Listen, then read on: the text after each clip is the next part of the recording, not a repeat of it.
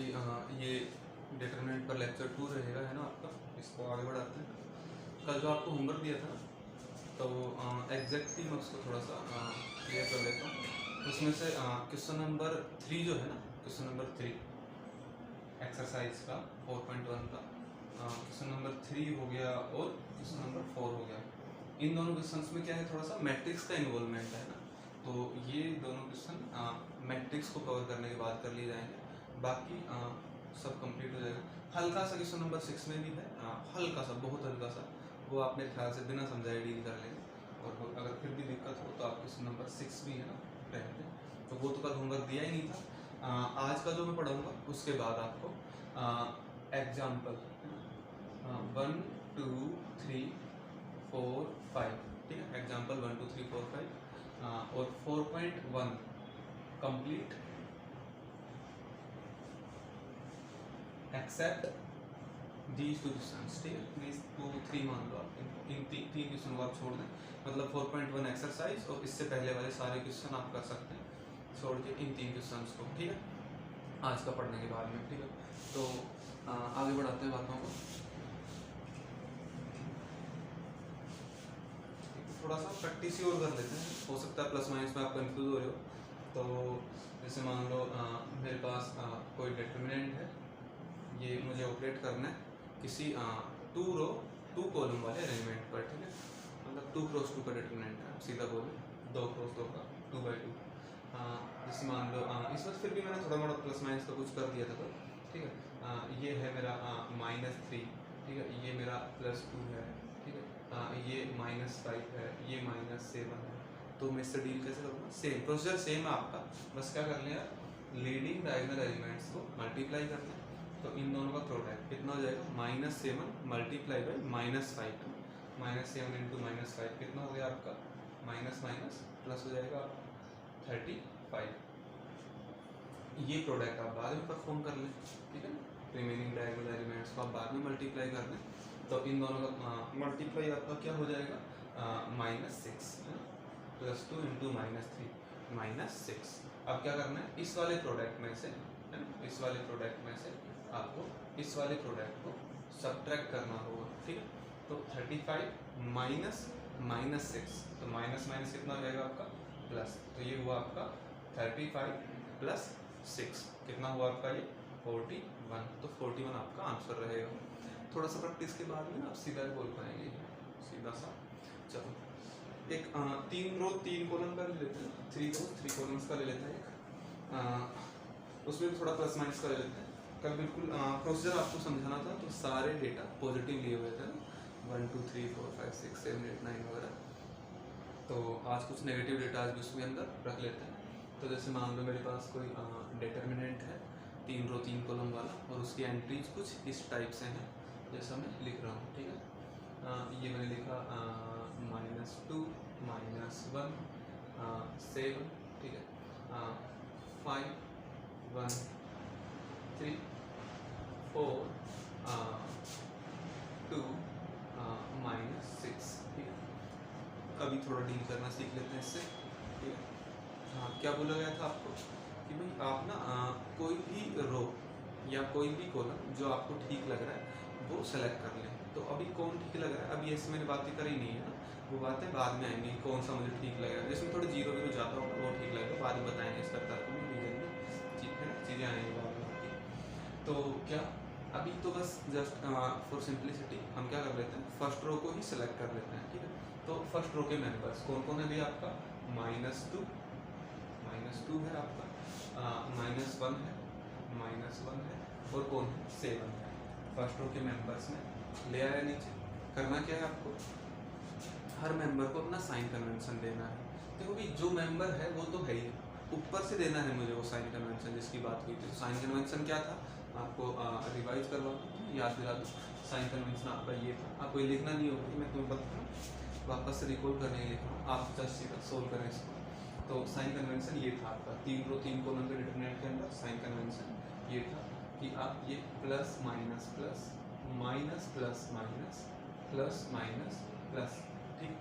तो क्या इस पोजीशन वाले को अगर मुझे कुछ साइन कन्वेंशन देना है तो मुझे अपनी तरफ से क्या देना होगा, प्लस देना होगा। तो ये मेंबर जो भी है मैं इसको अपनी तरफ से क्या साइन कन्वेंशन दूँ, प्लस दूंगा, ठीक है। अच्छा चलो लगे, इसको भी दे देते हैं, माइनस देंगे, है। इस पोजीशन वाले को क्या साइन कन्वेंशन देंगे, हम अपनी तरफ से माइनस देंगे, तो इसको हमने साइन कन्वेंशन दे दिया क्या, अपना माइनस। माइनस माइनस क्या हो जाएगा, ये प्लस हो जाएगा। अच्छा और ये प्लस देना है ना, यहाँ वाले को क्या देना है आपको, प्लस, तो इस 7 को क्या दे दिया आपने, प्लस दे दिया, ठीक है। अच्छा अब सबको अपना मल्टीप्लायर देना है, तो क्या इसको इसका मल्टीप्लायर दे, तो इसको है ना, देखो ये -2 जो भी मेंबर था वो, ये उसका साइन कन्वेंशन और ये उसका मल्टीप्लायर हम देने जा रहे हैं। मल्टीप्लायर कैसे, उसका रो कॉलम डिलीट करो, तो इसका रो डिलीट हो गया आपका, ये है ना, ये रो डिलीट हो गया आपका और ये कॉलम डिलीट हो गया, तो बात बचेगी क्या, बात बचेगी ये वाली। इसको क्या बताया था, 2 रो 2 कॉलम का डिटरमिनेंट बना लें और आप सोल्व कर लेना, मतलब 2 रो 2 कॉलम का डिटरमिनेंट समझें और आप इसको सोल्व कर लें, तो क्या होगा, ये प्रोडक्ट पहले हो जाएगा परफॉर्म लीडिंग डायगोनल एलिमेंट्स को। अब मेरे ख्याल से साइड में लिखने की जरूरत नहीं रहेगी आपको, धीरे धीरे 1 3 2 -6 ये बनेगा, है ना, तो ये माइंड में ही बना लें और इसको सीधा आंसर करें।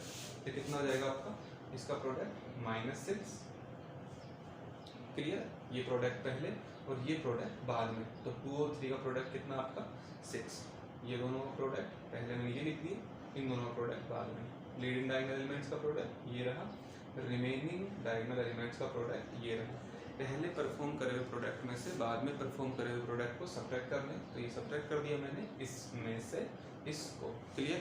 तो -6 कितना हो गया, ये आपका -12 हो गया सर।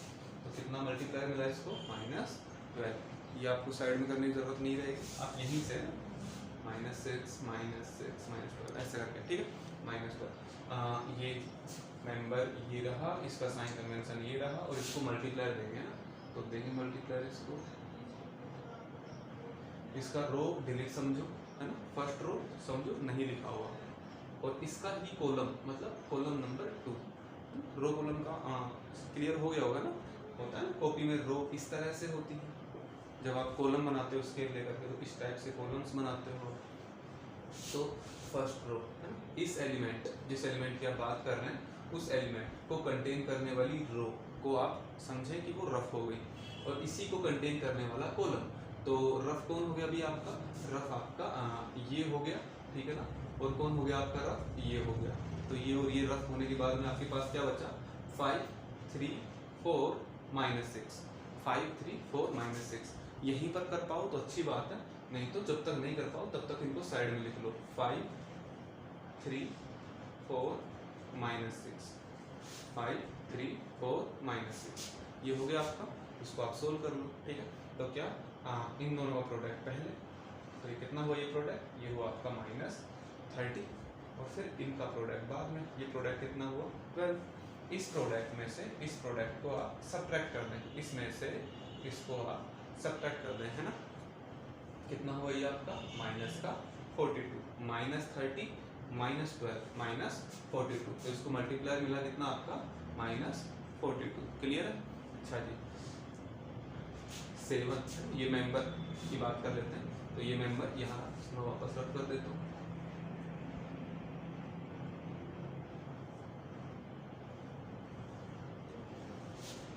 चलो ये मेंबर आपका यहाँ रहा, इसका साइन कन्वेंशन ये रहा, और इसको मल्टीप्लायर देंगे, तो इसको मल्टीप्लाई कैसे देंगे, ये जिस रो के अंदर है उस रो को आप रफ कर दें, समझे ये रफ हो गया, और इसका कॉलम भी रफ हो गया, तो बच क्या गया, बच आपके पास ये मामला गया। तो अब इसको डिटरमिनेंट बना के सोल्व कर दें, तो आसान है मेरे ख्याल से, कर दोगे ना यहीं पर, 5 2 जा 10 -4 1 जा 4, ये प्रोडक्ट 10 हुआ और ये प्रोडक्ट 4 हुआ, पहले वाले प्रोडक्ट में से बाद वाले प्रोडक्ट को परफॉर्म कर लिया। यहाँ नहीं हो तो आप साइड में लिख लें इसको, है ना, 5 1 4 2 रफ पेज पे, है ना, ये प्रोडक्ट 10 -4 कितना हुआ आपका 6, तो इसको मल्टीप्लायर कितना मिल गया अभी आपका 6, तो इसको मल्टीप्लायर मिला 6। ये काम रफ पे होना चाहिए जब तक माइंड में ना हो पाए, ये वाला काम भी रफ पे और ये वाला भी रफ पे, ठीक है, फिर कॉपी के अंदर आपको इस तरह से चलना चाहिए मामला।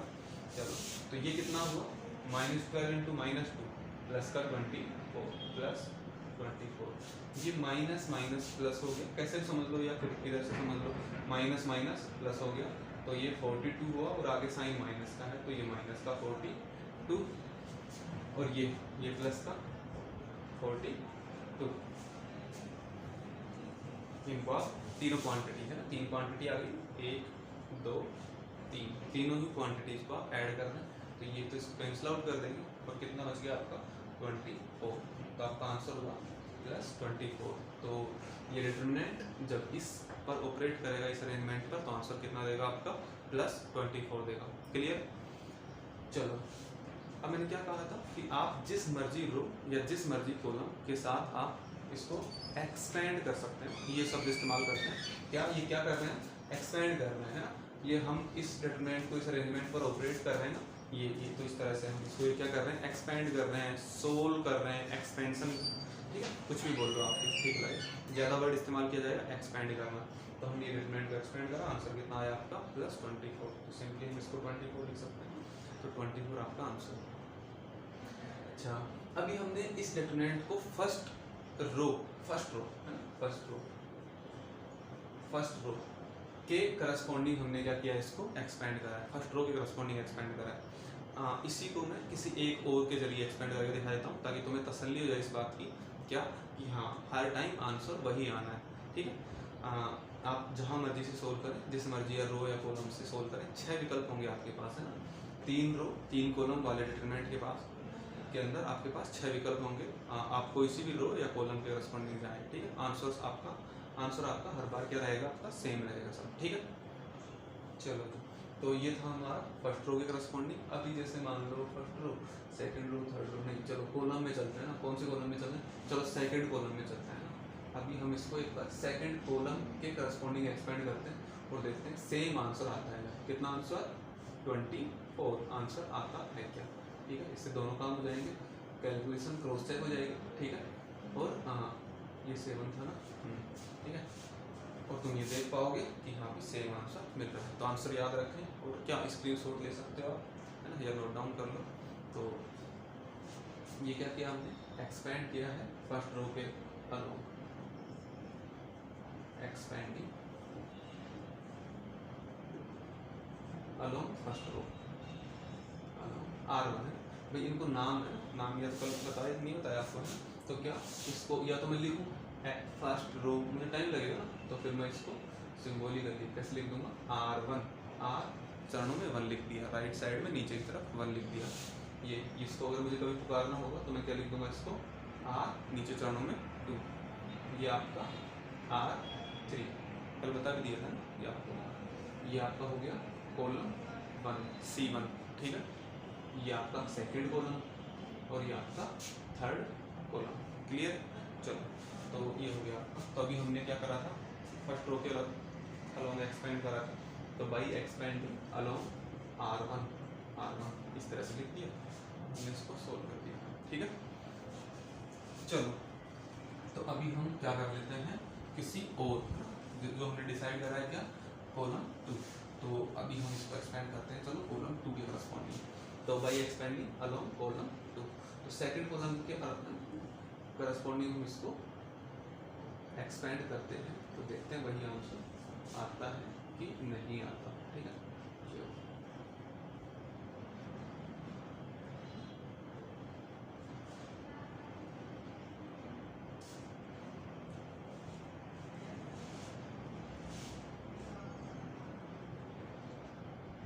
चलो ठीक है, तो सोल्व कर लेते हैं इसको। तो सेकंड कॉलम के मेंबर कौन कौन है ये बताओ, -1, 1 और 2। तो -1, 1 और 2 सबको अपना साइन कन्वेंशन दे देते हैं, चलो, है ना। ये तो मेंबर है जो भी -1, 1, 2, -1, 1, 2, ठीक है। ये तो आपका मेंबर्स है, साइन है, साइन दे देते हैं। तो देखो इस पोजीशन पर कोई है तो हम अपनी तरफ से क्या देंगे, माइनस। तो इस मेंबर को अपनी तरफ से क्या देंगे, माइनस। इस पोजीशन पर है ना, ये इस पोजीशन पर था, इस वाले को, तो इसको मिल गया ये, इसको मिलेगा ये, तो हमारी तरफ से मिलेगा इसको प्लस, और इसको मिलेगा हमारी तरफ से माइनस, ठीक है। इसको माइनस मिला हमारी तरफ से, इसको प्लस मिला और इसको माइनस मिला, तो हमारी तरफ से साइन कन्वेंशन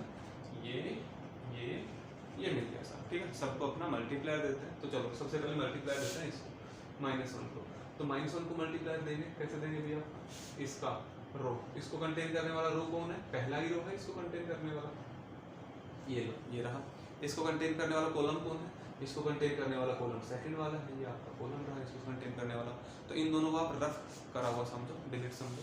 तो भी बच कौन गया फिर आपका 5 3 4 -6, 5 3 4 -6 से बनने वाले 2 क्रॉस 2 के डिटरमिनेंट को आप सोल्व कर लें, कितना हो जाएगा, इन दोनों का प्रोडक्ट -30, इन दोनों का प्रोडक्ट हो जाएगा आपका 12 है ना, तो -30 ये 12 हो गया, और पहले वाले में से बाद वाले को सब्ट्रैक्ट कर दिया, कितना आया आपका -42। अब आपका प्रैक्टिस धीरे धीरे ऐसा होना चाहिए, इन दोनों प्रोडक्ट -30 माइनस नेक्स्ट वाला प्रोडक्ट 12, -30 - 12 -42, तो इसको मल्टीप्लाई मिला कितना आपका -42, ठीक है। चलो जी अब इसका मल्टीप्लाई की बात कर लेते हैं, ठीक है ना।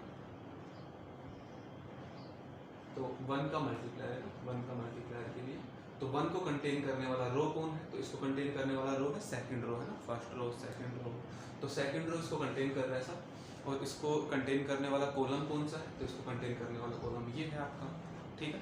अब इनको रफ में समझो तो बच क्या गया, -2 7 4 -6, -2 7 4 -6, ठीक है।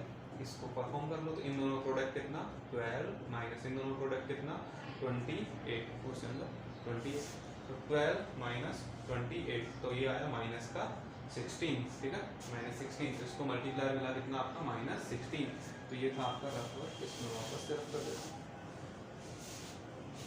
ये काम आपको सीधा धीरे धीरे माइंड में ही करना है, सीधा है ना, -2, ठीक है, -2, अच्छा -2 मतलब 2 यहाँ से आया हुआ है और फिर इसका साइन कन्वेंशन लिया, ठीक है। अच्छा इसको मल्टीप्लायर देते हैं, तो मल्टीप्लायर दिया तो इसका देते हैं मल्टीप्लायर, चलो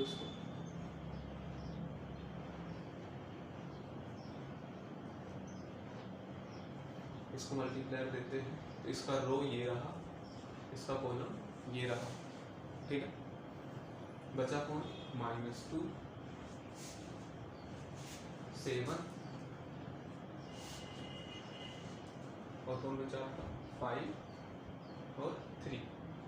अब इसको सोल्व कर लो, ये प्रोडक्ट कितना हुआ आपका -6 है, ये प्रोडक्ट हुआ -6, और ये प्रोडक्ट कितना हुआ आपका 35, -6 35, ठीक है। इसमें से इसको सब्ट्रैक्ट कर दो तो कितना हो गया आपका -41, तो कितना है आपका -41, ठीक है।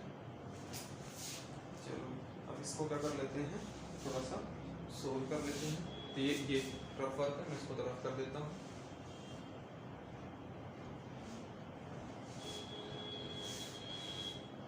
ये माइनस माइनस प्लस तो 42, लेकिन आगे माइनस था इसलिए ये कितना हो गया आपका -16, ये माइनस माइनस प्लस कितना हो जाएगा आपका 82, ठीक है।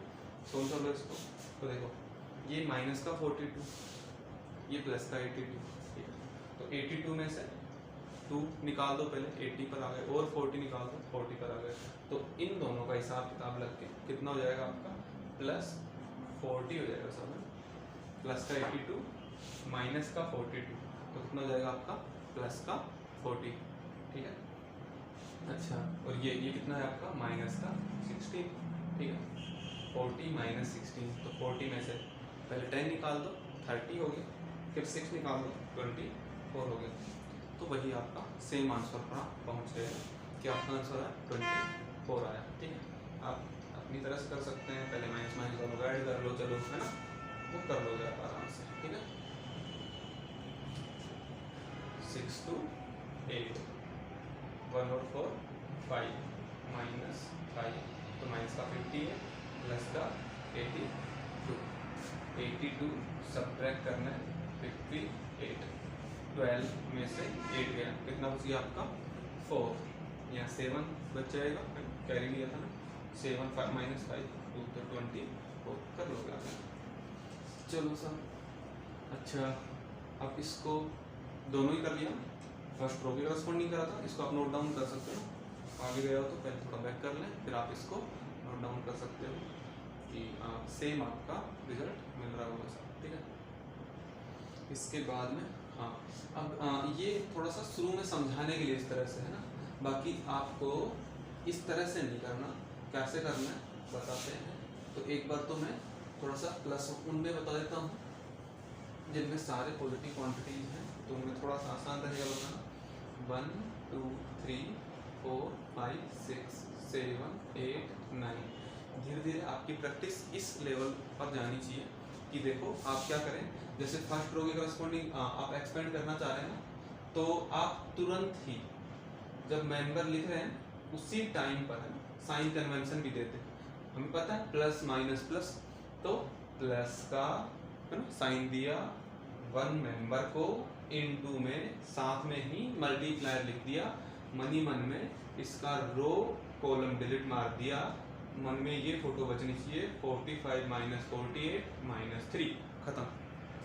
Next word minus sign convention दिया, 2 को मल्टीप्लायर दे रहे हैं, इसका रो कॉलम, इसका रो गया कॉलम गया माइंड में। अब माइंड में हमारे ये बचना चाहिए कि ये बच गया है ना, ये बनाने की जरूरत नहीं पड़नी चाहिए ना, ऐसा सीधा कि भाई 2 का रो कॉलम गया, तो फिर ये 36 माइनस 72, 36 माइनस 42, 36 माइनस 42 माइनस 6, इसको साइन कन्वेंशन दिया प्लस 3 रो कॉलम गया, 32 माइनस 35 माइनस 3, इस तरह से आपका होना चाहिए। This into this minus 3, this into this plus 12, this into this minus 9, minus 12 plus 12 कितना 0, इस तरह से आपका होना चाहिए। एक दो माइनस क्वांटिटी वाला लेकर दिखाता हूँ इसी तरह से, वो शुरू में समझाने के लिए इस तरह से ये हो रहा है, बाकी प्रैक्टिस इस तरह से होनी चाहिए आपकी। जैसे मान लो इस टाइप की कुछ क्वांटिटी लेनी है, -2 1 -3 4 2 1 3 5 6, तो इस तरह से कुछ होना चाहिए। देखो क्या, सॉरी ये क्या हो रहा है, हाँ भी, तो देखो प्लस दिया इसको, तो वो लिखने की जरूरत नहीं है, -2 मल्टीप्लाई बाई इसका मल्टीप्लायर 12 माइनस 5 कितना 7, इसको अपनी तरफ से माइनस दिया, ये 1 है खुद, इसका मल्टीप्लायर लिखने वाले हैं हम, तो 24 माइनस 3 है ना 21, इसको हम अपनी तरफ से तो प्लस देंगे ना, तो अपनी तरफ से प्लस दिया, उससे कोई फर्क पड़ा नहीं, ये खुद -3 था, तो -3 ये row column delete, 20 minus 6, 20 minus 6 कितना हुआ, 20 माइनस 6 14, ठीक है, 20 माइनस 6 14, आप इसको सोल्व कर लो, -40 माइनस 21 माइनस 42, एडअप कर लो, है ना, कर लोगे आपको काम इस तरह से आना चाहिए। और जब तक ऐसा ना आए तब तक वो करते रहो कि जो उनसा भी रो या कॉलम सेलेक्ट किया है उसके मेंबर्स आपने थोड़ा थोड़ा डिस्टेंस दे करके लिख दिया, थोड़ा थोड़ा गैप देकर लिख दिया, फिर सबको अपना अपना साइन कन्वेंशन पकड़ा दिया, उनके आगे लिख दिया साइन कन्वेंशन, फिर उनको सबको अपना ब्रैकेट में मल्टीप्लाई पकड़ा दिया, ठीक है ना, और फिर तीनों क्वांटिटी जो आएंगे उनको एडअप कर दिया, ठीक है। अच्छा, इसके बाद आगे बढ़ते हैं थोड़ा सा।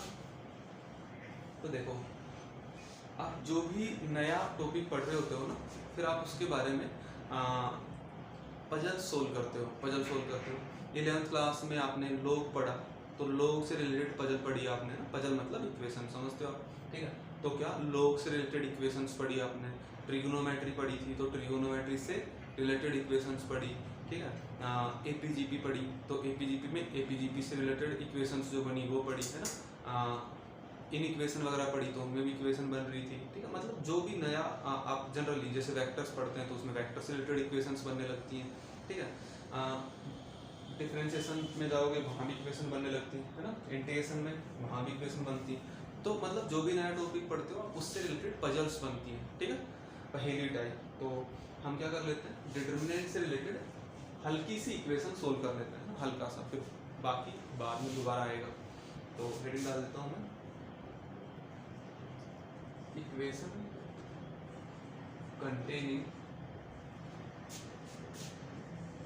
determinant,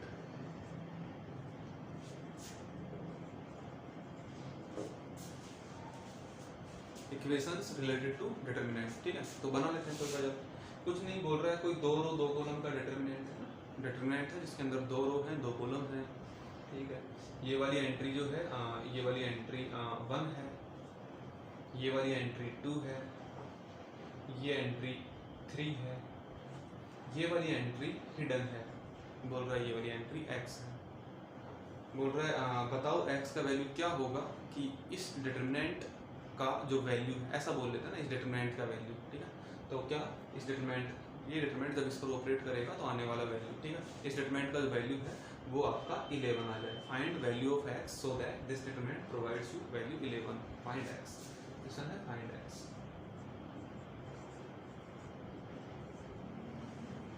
तो भाई ये 11 के इक्वल होने के लिए x का रिक्वायर्ड वैल्यू क्या रहेगा, देख लो।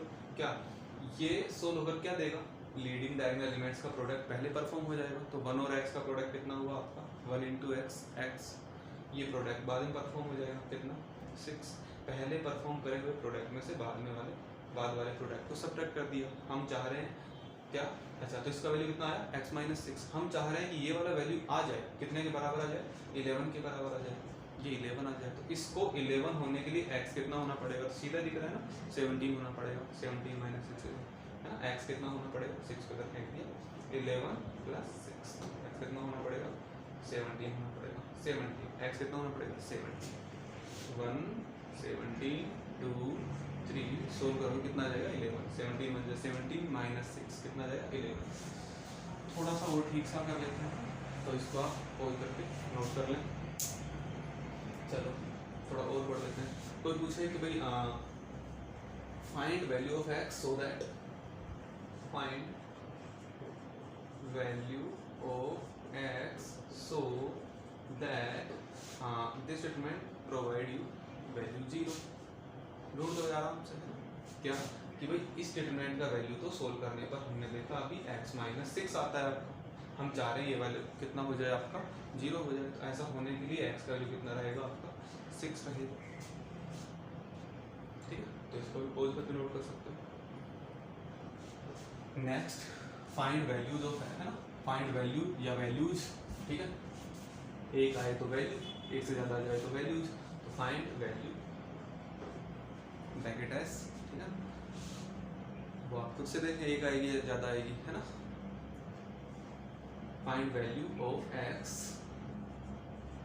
सो दैट, ये जो डिटरमिनेंट यहाँ लिखा जा रहा है और एक और डिटरमिनेंट जो यहाँ लिखा जा रहा है, दोनों इक्वल वैल्यूज रखें। जितना वैल्यू ये दे उतना ही वैल्यू ये भी दे, ऐसा हो। तो यहाँ लिखा मैंने x, यहाँ लिखा मैंने 6, यहाँ लिखा मैंने 1 2, यहाँ लिखा 18, यहाँ लिखा 2, यहाँ लिखा 18। तो अब जिन बच्चों ने ना मैट्रिक्स पढ़ा होता है ना, मैट्रिक्स पढ़ा होता है, वो गलत फहमी के शिकार हो जाते हैं ना। 18 से 18 मिला, 2 से 2, अच्छा था x 6, x का वैल्यू हुआ 6 और काम खत्म, ठीक है। नहीं, हमने कुछ ऐसा पढ़ा ही नहीं अभी, है ना, मैट्रिक्स जैसा। तो हम तो बिल्कुल कंसेप्ट से चलेंगे। क्या हम चाह रहे हैं कि इस स्टेटमेंट का वैल्यू इस स्टेटमेंट के वैल्यू के इक्वल हो जाए। तो जो करना है वो कर दो सर। इस स्टेटमेंट का वैल्यू निकाल लो, बैठ कितना आएगा, कितना आ जाएगा स्टेटमेंट का वैल्यू, लीडिंग डायगोनल एलिमेंट्स का प्रोडक्ट कितना आपका, x² minus remaining diagonal elements का प्रोडक्ट कितना है आपका, माइनस 36। इसका वैल्यू निकाल लो, कितना 36 माइनस 36। हम चाह रहे हैं कि दोनों के वैल्यूज क्या रहे आपका, बराबर रहे। तो दोनों को बराबर होने के लिए रिक्वायर्ड वैल्यू ऑफ x आपसे पूछ रहा है। दोनों डिटरमिनेंट्स के वैल्यूज को बराबर होने के लिए रिक्वायर्ड वैल्यू ऑफ x क्या रहेगा, पूछ रहा है आपसे। 36 माइनस 36 0 है ये। तो हम चाह रहे हैं कि ये दोनों बराबर हो जाए। तो इन दोनों को बराबर होने के लिए x का रिक्वायर्ड वैल्यू क्या रहेगा। तो ये अपने आप में एक पजल है ना। और ये पजल कैसी है आपकी, ये आपकी क्वाड्रेटिक है ना। ये इक्वेशन कैसी इक्वेशन है आपकी, क्वाड्रेटिक इक्वेशन है। तो क्वाड्रेटिक इक्वेशन है ना, कितने मैक्सिमम सॉल्यूशंस हो सकते हैं आपके, 2। तो देखो जरा इसके कितने सॉल्यूशन हैं, देख सकते हो मेरे ख्याल से। चाहे तो यहीं पर फैक्टर कर दिया, a² माइनस b² से है ना, इसको x minus 6 into x plus 6 लिख दिया, इक्वल कितना 0। या तो पहला फैक्टर 0 या तो दूसरा फैक्टर 0, ऐसे करके निकाल लिया। या फिर आपने ऐसा बोला कि भाई देखो x² माइनस 36 इक्वल 0, तो x² बराबर हुआ किसके, 36 के। तो x का स्क्वायर करने पर 36 आता है। तो x की जगह पर क्या नंबर रिक्वायर्ड होगा, x की जगह पर क्या नंबर रिक्वायर्ड होगा, देख लो, मुझे बताओ x की जगह पर ऐसा मैं क्या नंबर रख दूँ ताकि उसका स्क्वायर करें तो 36 आ जाए। तो आप कहोगे सर 6 रख सकते हैं, 6 रख देंगे तो 6 का स्क्वायर 36 आ जाएगा। और -6 भी तो रख सकते हैं, -6 का स्क्वायर करेंगे तो भी 36 आ जाएगा। तो हम बोलेंगे x का वैल्यू हो गया 6 और -6। तो जो इक्वलिटी करने वाला था वो क्या, वो सिर्फ एक ही आंसर देकर रह जाएगा। लेकिन अगर किसी अननोन के दो पॉसिबल वैल्यूज हैं तो हमें दोनों बताने होंगे ना, ऐसे थोड़ी ये कि बताए और निकल लिए, नहीं, जितने भी पॉसिबल वैल्यूज हैं, किसी के सॉल्यूशन 3 आ रहे तो आपको तीनों बताने पड़ेंगे, 5 आ रहे हैं 5 बताने पड़ेंगे। ऐसा नहीं एक बताए जो हाथ लग के और चलो साहब, ठीक है, ऐसा नहीं होगा। तो क्या रिक्वायर्ड वैल्यू ऑफ x क्या 6 और -6। तो ये एक इक्वेशन थी कंटेनिंग डिटर्मिनेंट जिसके सॉल्यूशन कितने मिले आपके 2। इस डिटर्मिनेंट वाली इक्वेशन को आपने हल्का सा जैसे एक्सपेंड करा, ये आपकी उधर चली जाएगी, है ना, अलजेब्रा के अंदर, जैसे लीनियर इक्वेशन या फिर क्वाड्रेटिक या फिर क्यूबिक, उन इक्वेशंस में चली जाएगी। लीनियर इक्वेशन कैसे सोल्व करते हैं 6ठी 7वीं क्लास में सीखा हुआ आपने। क्वाड्रेटिक कैसे सोल्व करते हैं 10th क्लास में सीखा हुआ आपने। क्यूबिक कैसे सोल्व करते हैं वो आपको 11th में बताया था, जब नए नए डेमो लेने आए थे तब बताया था। बाकी भूल गए होगी तो वापस बताएंगे ना। तो इस चैप्टर में जब लास्ट में क्वेश्चन आएंगे इक्वेशन वाले, लेकिन उनमें क्यूबिक इक्वेशंस बन जाएंगी तो उनको सोल्व करना फिर वहाँ बताएंगे। ये हल्की फुल्की इक्वेशंस इन्होंने कहाँ पर रख रखी हैं चैप्टर में, एक्सरसाइज 4.1 के अंदर रख रखी है। तो आप इनको आराम से कर लोगे, है ना। इसको यूँ लिख सकते हो, है ना, या फिर आप इस स्टेप के बाद यूँ भी लिख सकते हो, जैसे कि मैं बोल रहा था क्या कि x² - 36 को लिखा a - b × a + b, इसके फैक्टर हो गए। तो क्या बोलेंगे, या तो ये 0 या तो ये 0, तो x - 6 0 होगा या फिर आपका x +